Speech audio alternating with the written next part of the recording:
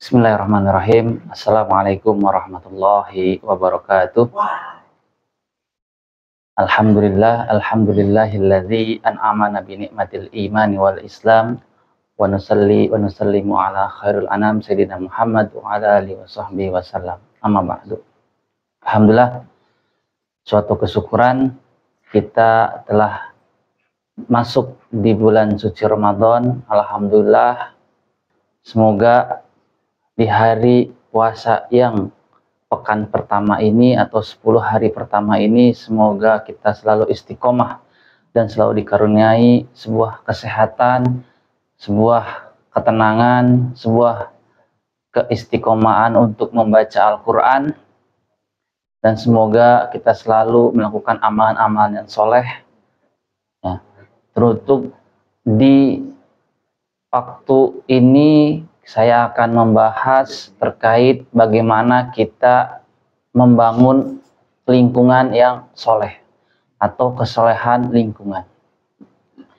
Jadi banyak populer ya arti daripada kesolehan, yaitu personal itu ditandai dengan intensitas perilaku seorang pada ibadah mahdhoh atau ibadah murni yang kaitannya dengan Allah Subhanahu wa Ta'ala. Misal ibadah sunnah yang sangat beragam ya.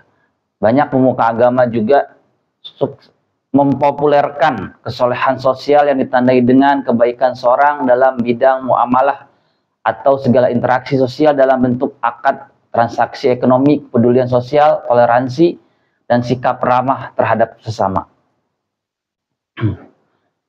Jadi kita selayaknya di bulan suci Ramadan ini selalu senantiasa membuat lingkungan ya, khususnya secara pribadi kita, keluarga ya, atau lingkungan luar sana ya, kita harus membangun ya yang namanya itu lingkungan yang soleh ya, agar ada sebuah ketenangan dalam diri kita untuk melakukan sebuah ibadah. Islam sendiri ya menitipkan amanah ya penciptaan manusia sebagai khalifah yang menjaga kelestarian alam ya, keterlanjutan bumi ini. Surat Al-Baqarah ayat 30 mengisahkan rencana Allah terkait penciptaan manusia. A'udzubillahi minasyaitonirrajim.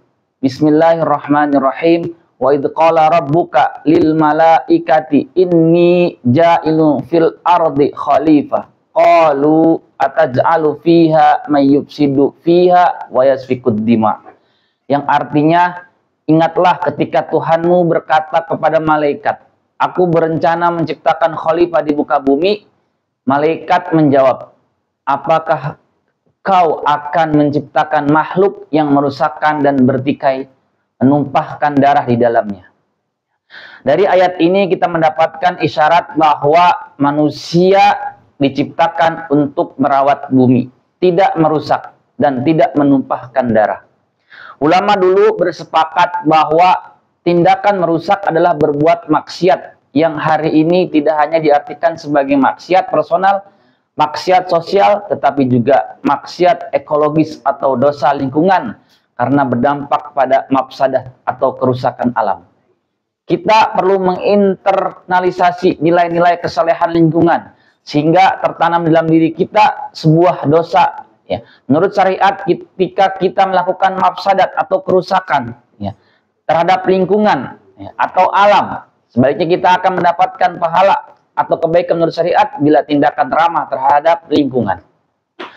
Allah berfirman, A'udzubillahi minasyaitonirrajim, wala tufsidu fil ardi ba'da islaiha.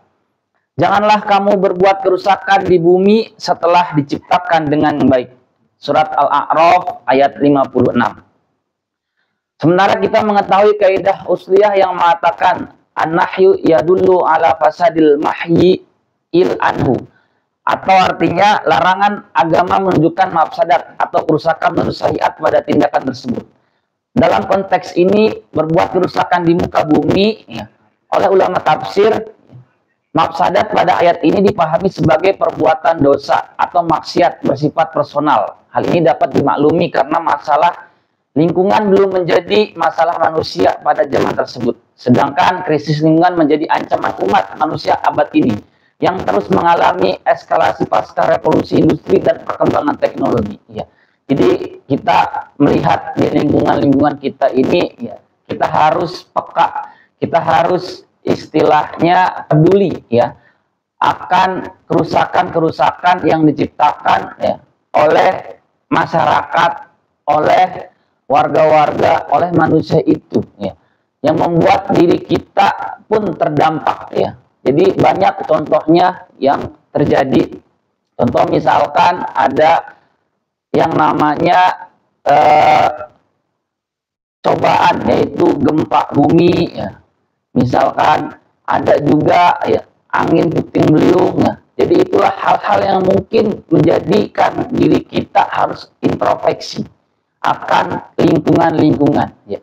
Jadi kemafsadatan alam itu ya, khususnya nih orang-orang yang selalu melakukan maksiat itu ya, bukan buat dirinya sendiri akan kerusakan itu ya. Orang yang tidak melakukan sebuah maksiat akhirnya juga mendapatkan sebuah keburukan atau hal-hal yang tidak diinginkan tersebut. Jadi maka dari itu ya, selayaknya di bulan suci Ramadan ini kita selalu senantiasa memperbanyak amalan-amalan, memperbanyak ibadah-ibadah yang membuat diri kita itu akan selalu dekat pada Allah yang pencipta, yang menciptakan kita ini.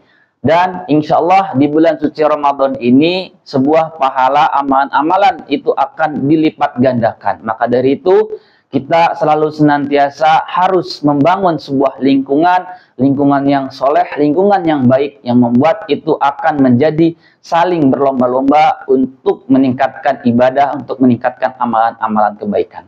Usikum ya nafsi bitaqallah.